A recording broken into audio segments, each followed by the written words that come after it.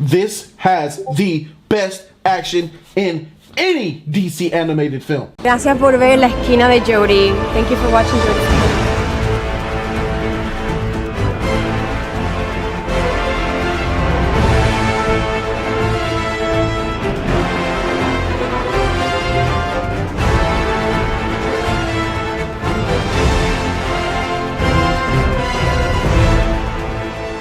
YouTube, what's good? It's your boy Jody Joe. Welcome to Jody's Corner. I got a movie review for you guys.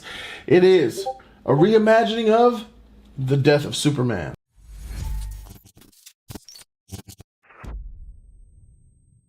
Oh yes, The Death of Superman has been reimagined.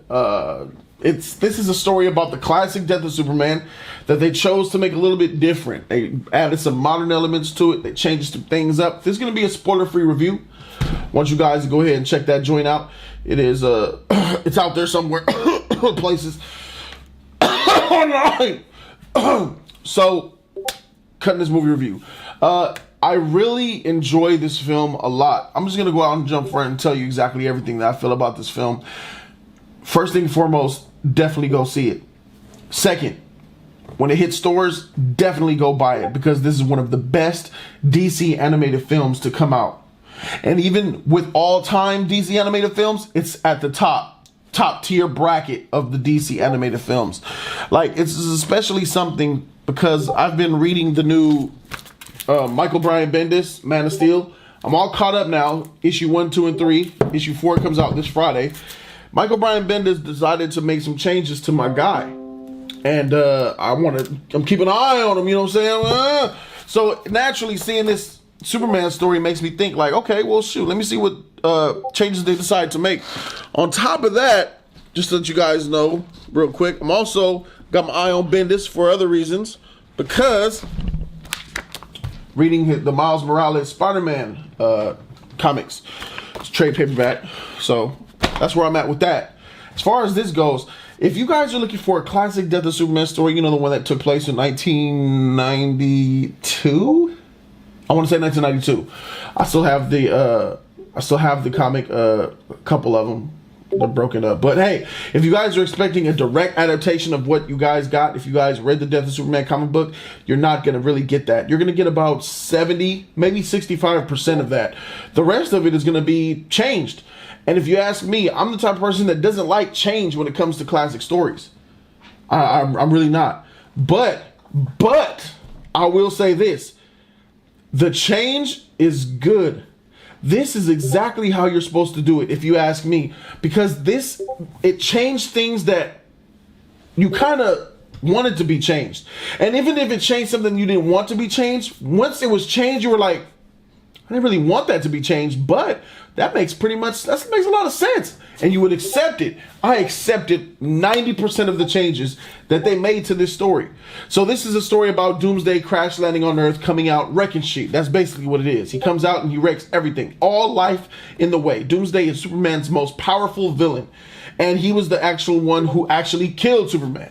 So we already know that's what's going down. That's what Doomsday is about. It's called The Death of Superman. You know he's going to die in this motherfucker. So he comes, wrecks everybody. The Justice League shows up. Naturally, Justice League gets wrecked. That's a spectacle to see in itself. Film is good. Story is good. Characters are dope, besides the problems that I have, which I'll get into in about a minute or so. I really loved the way they chose to handle this story based upon the knowledge that they had from all the other comics. For instance, they took The Death of Superman, right? The 1992 story, and they bring it to the present. For instance, Batman, who has his son Damian Wayne in this film. Hey, what the freak is Damian Wayne doing here? Another change. I'll give you a nice little subtlety. Like, there's some changes with Superman's parents. Whoa, what's going on? It's little stuff like that that lets you know something's a little bit off. But for the most part, like I said, 90% of the changes, in my opinion, are really good and they blend well and it makes sense for the story. So it looks like they're trying to take one of the most classic tales of Superman's canon and try to make it modern to remind people just how important Superman is. And that's the number one thing I loved about this movie, is that they captured the essence of exactly who Superman is and exactly what he means to the world. And that's the most important thing, especially when you're trying to kill the motherfucker 30 minutes later. You got to let us know why we love him.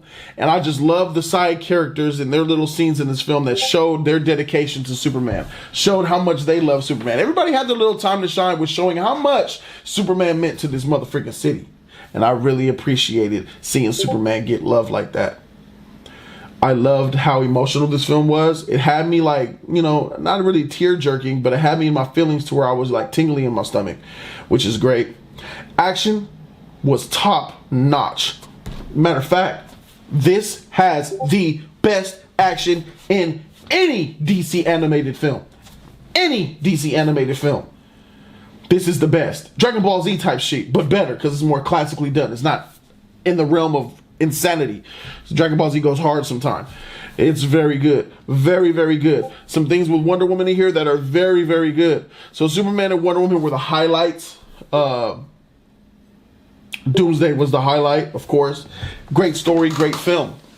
Now I gotta talk about the negatives because I gotta keep it 100. I do not. This film. The animation is so subpar. It doesn't even look like a DC animated film. It looks like a glorified episode of Justice League Unlimited season 4. That's exactly what it looks like. It looks like a glorified episode of that, slightly better than a Justice League Unlimited episode. That's just bad.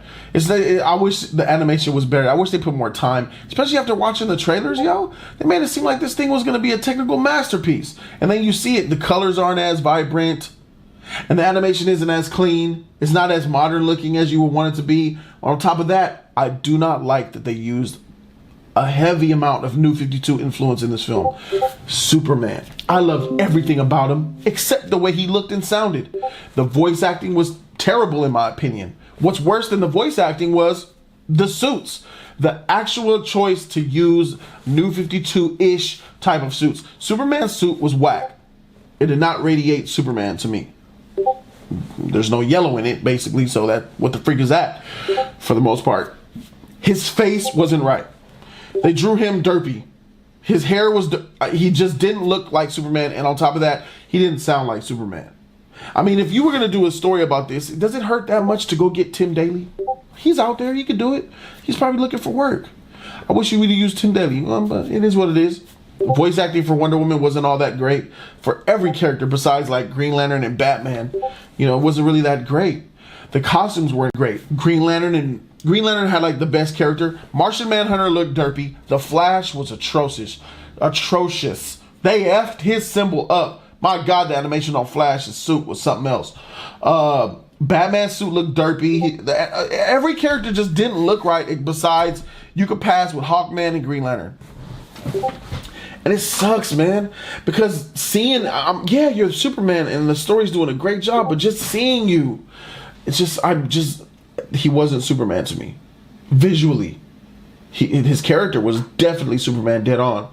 And I gotta say, I love the callbacks to previous Superman. Let's just say this. Christopher Reeve was done some service in here. Shout out to Richard Donner.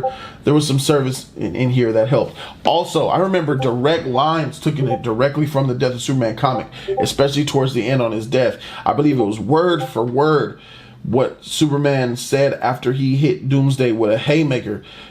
Is he dead? I just remember that, like, and Lois holding him. I was taken straight from the comic. That was dope. But overall, you know what I'm saying? This could have been a perfect film. This could have been an A+ film, but the fact that the voice acting was subpar, the costume design of the characters was bad, and on top of that, the animation was lackluster. I'm forced to give this movie an A-.